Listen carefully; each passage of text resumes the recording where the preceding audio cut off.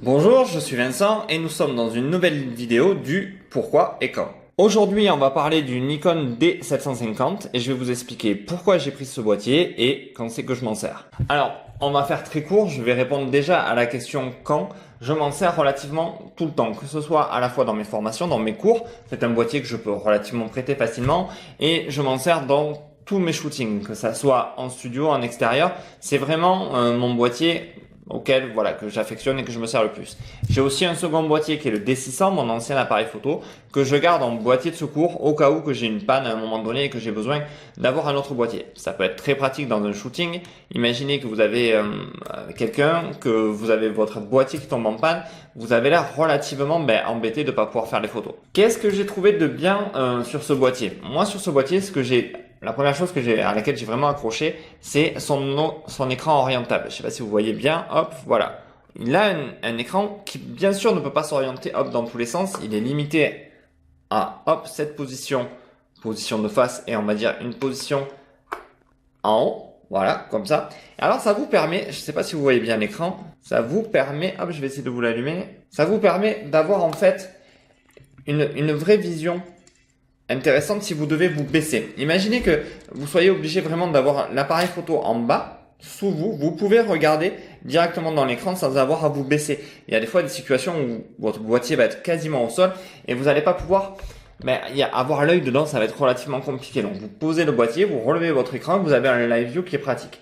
Pareil aussi dans certains cas, avec un écran comme ça, quand vous devez le lever très haut, vous avez toujours, un visu, vous pouvez faire la mise au point et vous pouvez faire les photos sans problème. Après, son deuxième avantage, c'est sa capacité à monter en ISO. Parfois, dans certains cas, je peux me permettre de laisser les ISO automatiques. Il a une capacité de monter à 12800 ISO et surtout d'avoir du bruit seulement et léger à partir de 8000. Au-dessus, on en trouve un peu plus, mais voilà, jusqu'à 8000, vous pouvez y aller sans problème.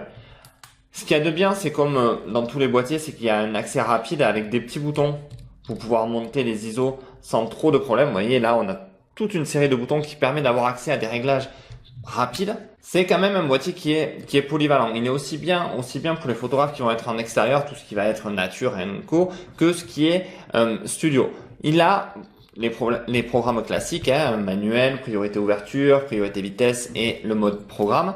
Et on a aussi deux modes qui sont les U1 et U2 qui permettent en fait de faire des réglages. Une fois qu'on a maîtrisé ces réglages, de les enregistrer, d'y revenir rapidement dessus.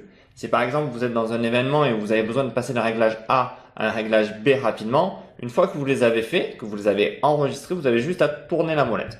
Et là, on gagne énormément de temps. Il permet aussi de faire de la vidéo. J'ai fait certaines vidéos, surtout les vidéos de mes formations avec. C'est un boîtier très polyvalent. Hop, on a deux logements de carte SD. Ça aussi, ça permet de pouvoir passer d'une carte à une autre sans se poser de questions en fait et juste d'avoir à les changer quand elles sont pleines.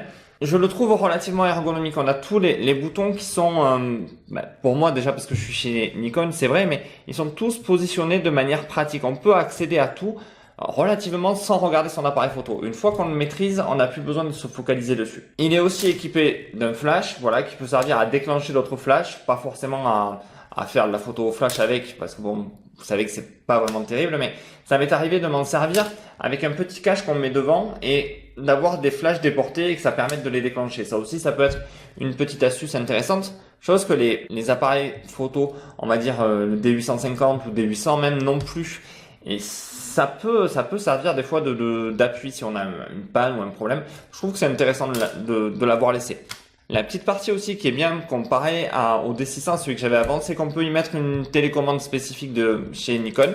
Donc c'est vrai que ça aussi, ça permet, et il est Wi-Fi, ce qui permet d'avoir une synchronisation avec certains appareils ou certaines applications et d'avoir directement les photos sur un autre support en rendu sans avoir besoin forcément d'avoir un câble à chaque fois connecté. J'espère avoir répondu à la question pourquoi et quand pour vous. C'était une petite vidéo rapide autour du D750. Vous en trouverez d'autres et vous trouverez des articles dessus vraiment beaucoup plus poussés. Et je vais pas vous le répéter 10 fois, ça sert à rien. Maintenant, je vais vous demander de vous abonner à la chaîne si c'est pas encore fait, de mettre un petit pouce bleu histoire d'augmenter le référencement de cette vidéo, d'aller chercher dans la description les deux e-books, un sur la lumière naturelle et un sur 7 setups simples et efficaces. Et sur ce, je vous remercie et je vous dis à bientôt. Au revoir.